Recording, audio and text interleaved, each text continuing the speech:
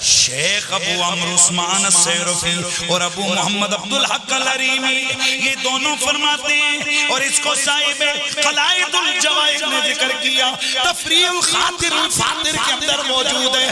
میرے غوث و ثقلین آپ اپنے مدرسہ طیبہ کے اندر وضو فرما رہے ہیں، آپ کی کھڑاؤں، یہ کھڑاؤں وہ چپل ہوتے ہیں جن کا نچلا تلا لکڑی کا ہوتا ہے، اوپر ان کے تسمے ہوتے گئے، آپ نے وہ پہنے ہوئے گئے، وضو کرتے ہوئے آپ نے وضو فرمایا، انہی کھڑاؤں کے اندر وہ گیلی ہو گئی تاکہ آپ نے کھڑاؤں پہنی، 2 رکعت نماز نفل ادا کیے۔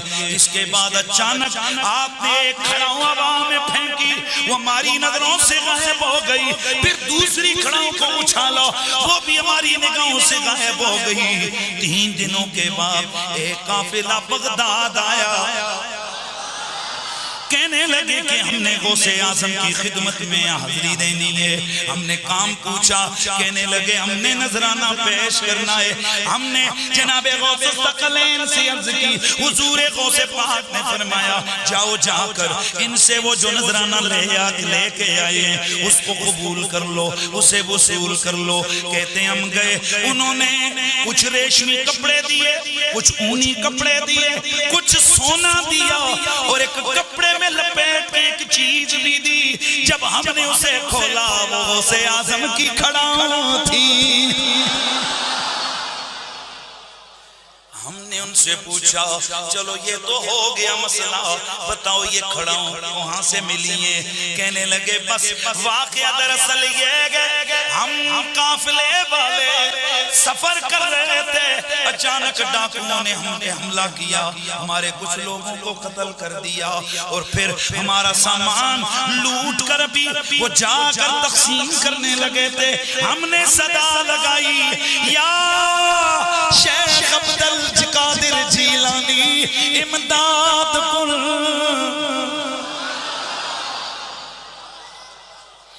ہم نے غوث الثقلین کو مدد کے لیے پکارا، بس پھر تھوڑی دیر گزری کہ اچانک ایک زوردار 2 آوازیں آئیں، اتنے میں وہ ڈاکو دوڑے دوڑے ہماری طرف آئے، آ کر کہنے لگے بس اپنا مال لے لو، اپنا مال لے لو، اپنا مال لے لو۔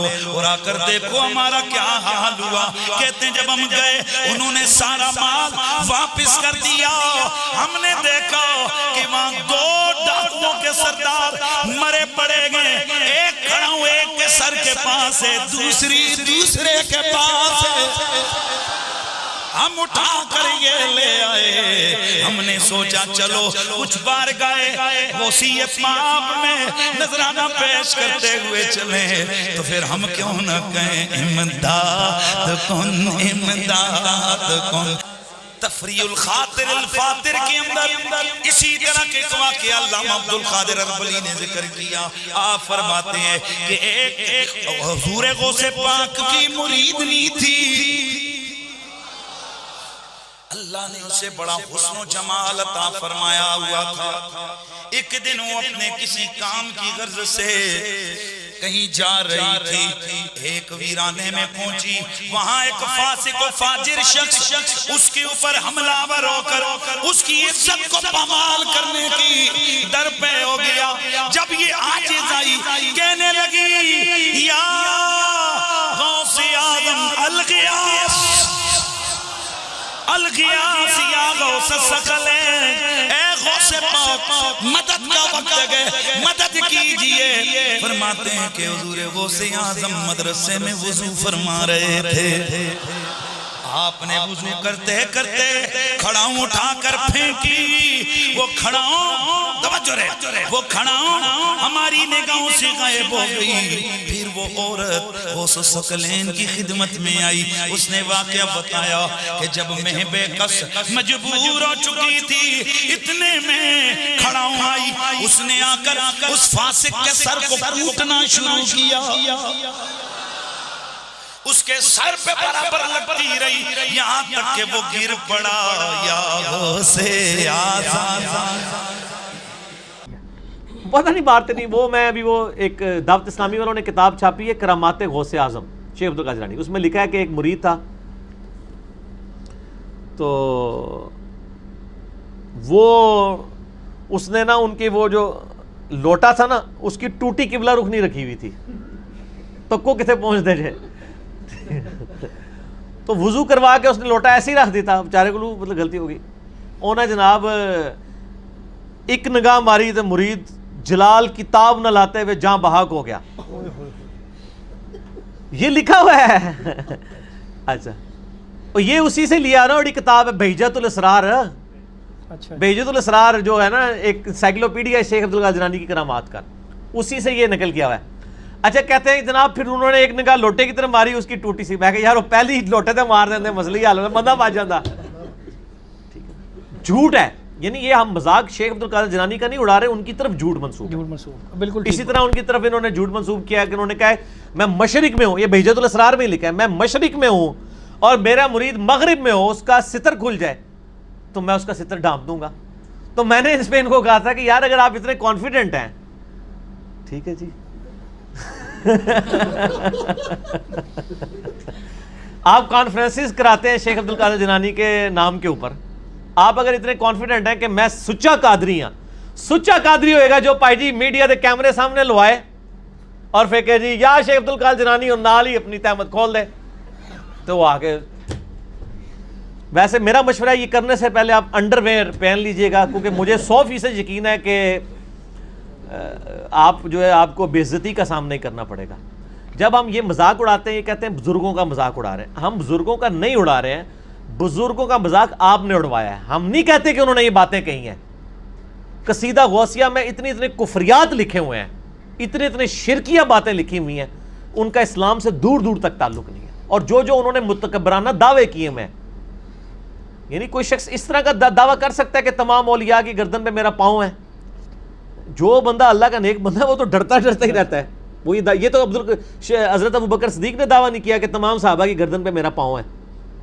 ٹھیک ہو گیا نا. اس طرح کے یہ سارے دعوے جھوٹے ان کی طرف منسوب ہیں, انہوں نے یہ باتیں نہیں کی. شیخ عبد القادر جیلانی کی جو صحیح بات ہے وہ مجھے پتہ ہے, میں آپ کو بتا دیتا ہوں. ان کو کسی نے بتایا کہ جی عید کا چاند نظر آ گیا. انہوں نے کہا کہ عبد القادر کی عید کا دن تو وہ ہوگا جس دن وہ اپنا ایمان بچا کے قبر میں اتر جائے. یہ بات ایک شریف النفس آدمی کر سکتا ہے. جو شخص یہ بات کر رہا ہے وہ یہ کیسے کہہ سکتا ہے کہ میں اس وقت تک جنت میں نہیں جاؤں گا جب تک سارے مرید نہ ساتھ لے جاؤں. جھوٹ بول رہے ہیں نا یہ. تو ہم نہیں مانتے کہ انہوں نے یہ باتیں کی ہیں. جیسے روافظ نے مولا علی علیہ السلام پہ جھوٹ باندھے, ٹھیک ہو گیا, خوارج نے مولا علی علیہ السلام پہ جھوٹ باندھے, اس طرح انہوں نے بھی جھوٹ باندھے شیخ عبد القادر جیلانی پہ. مولا علی سے ہم محبت کرتے ہیں, شیخ عبد القادر جیلانی سے ہم محبت کرتے ہیں.